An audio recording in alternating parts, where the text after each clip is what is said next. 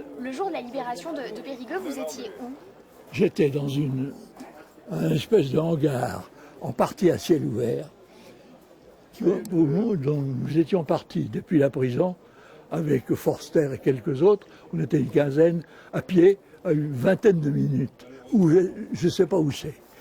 Je pense que c'est à l'intérieur de l'enceinte du 35e. Et là, on était gardés par des types de l'armée Vlasov. Vous savez ce que c'est que l'armée Vlasov?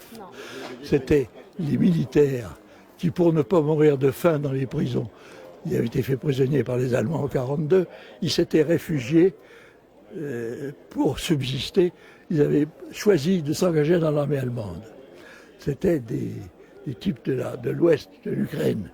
Et ces Ukrainiens avaient rejoint une armée qui s'appelle l'armée Vlasov, laquelle était un général qui était hostile au gouvernement des soviets. Donc ces types avaient été recrutés par l'Allemagne, ils avaient des costumes allemands, ils étaient très mous comme guerriers, mais ils avaient un moyen de manger. Les autres sont morts de faim.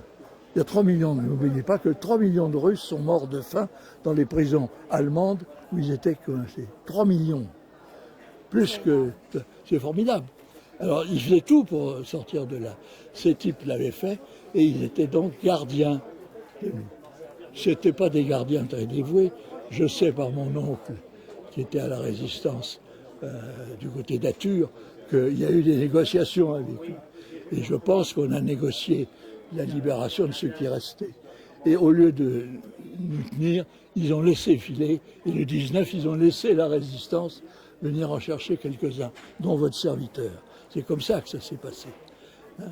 Mais à la vérité, notre chance, c'est de ne pas avoir été dans la fournée. Ils ont fait 4 ou 5 fournées. La dernière fournée était de 15 ou 20. Il y avait Schiffman, il y avait Pirodo et une dizaine d'autres. Donc d'autres jeunes, ceux-là ont été fauchés ici. Hein. Vous avez perdu vos amis ici? Ah oui, mais je les connaissais depuis 2 mois. J'étais avec eux, j'étais rentré depuis le 24 juin. Donc, si vous voulez, avec des ennuis sérieux, parce que j'étais battu périodiquement, mais je vivais.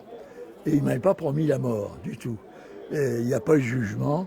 J'étais interrogé, comme je parlais allemand un peu, j'ai été considéré comme un type qu'on pouvait essayer de faire parler. Et c'est ce qu'ils ont fait.